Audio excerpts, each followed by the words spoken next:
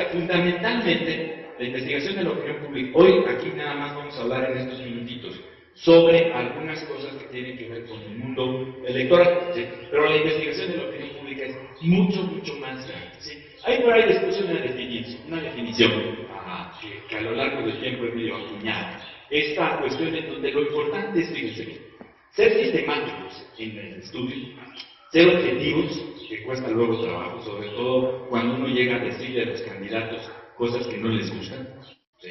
Cosas de la realidad pero que no les gustan.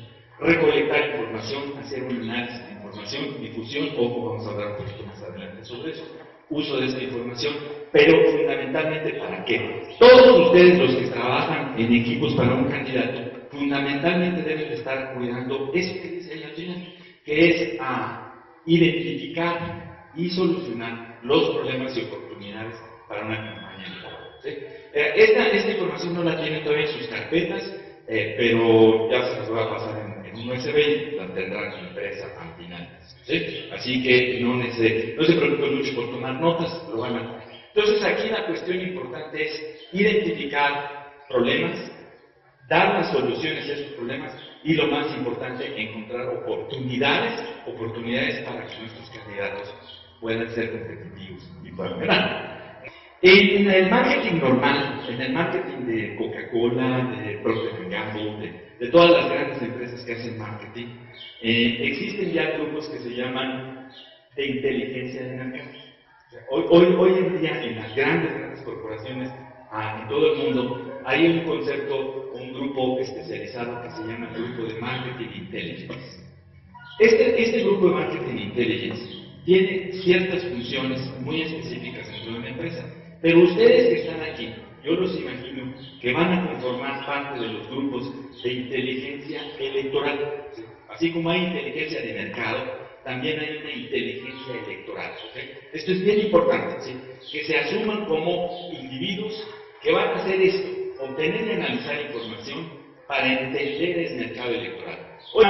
La idea de consumidor elector se ha tratado siempre, y el marketing originalmente pues tiene esta función de cómo conozco a un consumidor y cómo le llego al corazón del consumidor, a la mente del consumidor para que compre mi producto. A final de cuentas, el consumidor, cuando va a votar, cuando es un ciudadano que va a votar, y porque uno puede expresarlo también con programas de gobierno, etc., tenemos que entender al consumidor, pero visto como elector. Yo trato de ustedes, si yo fuera defensa de distribuidores de Coca-Cola, trataría de lograr que ustedes cuando van al súper compren una Coca y no compren una Pepsi. O sea, básicamente ese es el juego principal. Es decir, entre la mercadotecnia comercial y la mercadotecnia política, por ahí me fusilé de algún lado 5 cuestiones o 5 axiomas que es importante. Y nosotros, hay que decirlo claramente, los investigadores nos fusilamos varias cosas. ¿Para qué inventar el hilo negro si ya se ha hecho y se ha trabajado mucho? ¿Okay? Entonces ustedes también no pierdan su tiempo. Si ya existen cosas muy buenas, tómenlas y no se revienten el cráneo tratando de encontrar cosas nuevas. Probablemente a veces lo puedan hacer, pero la verdad es que muchísimo ya está diseñado. Estos 5 axiomas para el futuro inmediato del mercadotecnia, si yo sustituyo simple y sencillamente la palabra consumidor por la palabra elector, ¿sí? Vamos a encontrar esto que es muy importante. El poder del elector ha crecido y lo seguirá siendo. ¿Sí? O sea, ya no estamos enfrente de electores como autómatas que responden de manera, digamos, unidireccional. Yo te doy una bolsa de cemento, tú votas por mí. Yo te doy un mensaje donde dice qué chulo, qué guapo, que soy, que mis programas y ya vas a votar por mí. Cada elector está siendo cada vez más inteligente, ¿sí? Tiene maneras diferentes de pensar y por eso así nos ha crecido y seguirá siendo. Mercadotecnia y marcadotecnia, dice, y lo de marcadotecnia es, todos sabemos aquí nombres de coches, etcétera, marcas, también los individuos son marcas. ¿Sí? O sea, quiérase que no, hoy en día, ¿cuál es la marca más reconocida después de Andrés Manuel López Obrador a nivel nacional? Enrique Peña Nieto. ¿Perdón? ¿Por qué después? Porque todavía es más conocido López Obrador. O sea, en una encuesta nacionales López Obrador es conocido aproximadamente por el 97% del electorado en todo el país.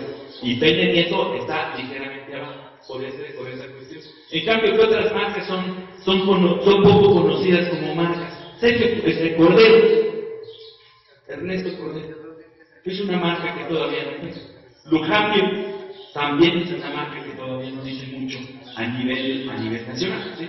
Entonces, esta parte de la mercadotecnia, ¿sí? Es un juego de palabras, de mercadotecnia, técnica del mercado, mercadotecnia, técnica de la marca. Va a ser bien importante porque ustedes tienen que entender también a sus candidatos como marcas que se posicionan en la cabeza de las personas, ¿sí? Hay mucha teoría sobre ese posicionamiento, que al final de cuentas no es otra cosa más que cómo demonios entra en nuestra cabeza y se queda ahí una marca, ¿sí? Se queda un nombre de alguien o un nombre de un producto. Por alguna razón se nos queda, ¿sí? Todo debe y todo debe medirse. Ya ustedes no pueden soslayar de ninguna manera, y no es porque yo venga a venderles aquí mi investigación, sino es por el bien de ustedes, tener una manera de medir lo que está pasando. Claramente dice, ya no se puede dejarse de valorar sistemáticamente, objetivamente, ojo, la contribución de las acciones de mercadotecnia, o sea, lo que ustedes van a hacer a los objetivos del negocio, que es poner en el poder a un candidato, ¿ok? La medición debe interrelacionar múltiples indicadores y hacerse ya hoy en día mediante modelos híbridos, ¿sí? Ya no hay ciertas purezas que todavía hace 10, 15 años discutíamos o que discuto con mis colegas de la academia. La realidad es que tenemos que hacer y utilizar modelos híbridos, tanto conceptualmente como de métodos de levantamiento de información. Yo estoy aquí para convocarlos a que tienen que medir ustedes al elector. Y también, mi querido Polo insistió, creo que yo lo estaba escuchando, y si dijo 150,000 veces la palabra segmentar, creo que fue poco, ¿no, Polo? Entonces, medir al elector actual y saberlo diferenciar, esto es segmentar, es importantísimo, ¿sí? O sea, esa masa de individuos que un político ve en la plaza pública, a ver, ¿están ustedes de acuerdo? Levanten la mano aquellos que quieren que yo haga tal cosa. No sé en quién estén pensando ustedes, pero bueno, ahí se los dejo a su criterio, como dicen en la Academia de Policía, ahí se los dejo a su criterio. Entonces, en este sentido, ahí está la gran masa, dice eso, pero esa masa no es tan uniforme como puede parecer en la plaza pública. Es una masa mucho más compleja que un investigador y que ustedes tienen que entender. Ok, la respuesta a todo esto es de dominio público. Ya lo dije, que los electores no son una masa uniforme que reacciona de manera igual a los estímulos que se le dan. Las viejas tendencias y creencias de todos los que han estudiado, y a lo mejor aquí hay algunos que están en la academia que estudiaron comunicación, de una hipótesis o una teoría que se llamaba la aguja hipodérmica, en donde nosotros estamos así como suavecitos, blanditos, y llega una idea, se nos mete y ya se nos queda, ¿no? O sea, creo que eso es algo que después de ver Teresa, muchas veces ya queda uno así de blandito, ¿no? Entonces, si ya entra la idea, ya no se fija uno mucho en eso. Pero la verdad es que no nos ocurre eso, ya no ocurre eso. Entonces, lo que nosotros tenemos que hacer es medir a estos electores, cómo se segmentan, qué características diferencian a uno de otro, cómo enganchan o no el candidato en estos segmentos.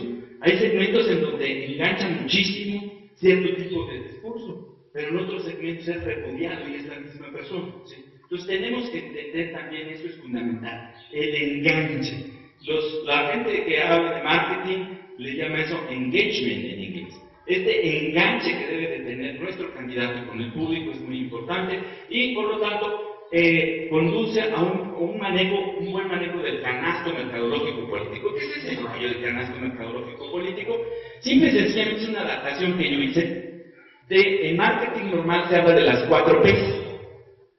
Que quienes han estudiado algo de mercadotecnia saben que es el precio, el producto, la distribución, la publicidad, ¿sí? Que son las variables que uno a final de cuentas puede mover para tratar de convencer a alguien.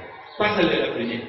En este caso, una adaptación de su servidor a las 4 P's es la primera P, es la persona. Así como es el producto, para mí la primera P es la persona. La persona es nuestro candidato, si es que yo estoy trabajando por el candidato. Pásale a la segunda. La segunda dice la propuesta. Aunque todavía hay algunos críticos del Círculo Rojo que dicen que no se trata luego de campañas de propuestas, que porque ni sirve y nada más se avientan todos unos a los otros. ¿Sí? Sigue siendo muy válido la propuesta. ¿Qué está diciendo el candidato? ¿Qué está diciendo de acuerdo a lo que necesita oír las personas? La siguiente P es la propaganda. La propaganda, en términos de comunicación, la comunicación política se le conoce como propaganda. Suena así como gacho, la propaganda, ¿no? Como muy manipulador. Pero esta propaganda o esta publicidad, ¿sí? Es qué estamos diciendo a través de todo lo que Pablo dijo, de todas las maneras de llegarle a todas las personas. Esa es la tercera P. Y la cuarta P viene siendo el partido. Que aquí no es equivalente al marketing comercial, en donde se habla de placement o distribución, ¿sí? El partido. Un candidato con un mal partido, chances que no vaya a ningún lado. Un buen partido con un mal candidato, chances también hay de que no vaya a muchos lados, ¿sí? O sea, por eso hoy en día se juega mucho con el rollo de que el partido es el carrito y el candidato es el conductor. Y entonces luego se habla mucho a los que les gustan las carreras de coches y todo eso, que, pues, ¿qué haría Schumacher en un bochito, ¿no? Probablemente no fuera o no había sido el campeón que fue. ¿Y qué haría de repente un servidor en un Fórmula 1? Pues no sé, me choco a la primera, soy muy mal manejador, ¿no? Entonces, en este sentido, estas analogías del carrito y el conductor son muy importantes porque vamos a ver a través de estudios, etcétera, cuándo hay un candidato que contribuye y que engrandece el carrito y cuándo es el carrito el que realmente le está dando valor a ese individuo. Bueno, vamos a lo siguiente, por favor. Ahí está un resumencito. La persona es la imagen. Creo que vamos a hablar en el resto de mañana, un chorro de cosas sobre imagen, ¿no? Sobre imagen es importante, que si está guapo, que si está feo, que si está gordo, que si está bigotón, que si está panzón, que si me cae bien, que no me cae bien, que se ve naco, que se ve chorro de cosas que dicen las gentes. Y para eso hay especialistas en manejo de imagen. La propuesta, ¿qué se debe de decir? La temática del discurso de ese individuo, ¿sí? Eso se tiene que estudiar mucho. La propaganda, típica redacción de teoría de la comunicación. ¿Qué debo de decir? ¿Cuándo lo debo decir? ¿A quién se lo debo decir? ¿Cómo se lo debo decir? ¿A través de qué medios se lo debo de decir?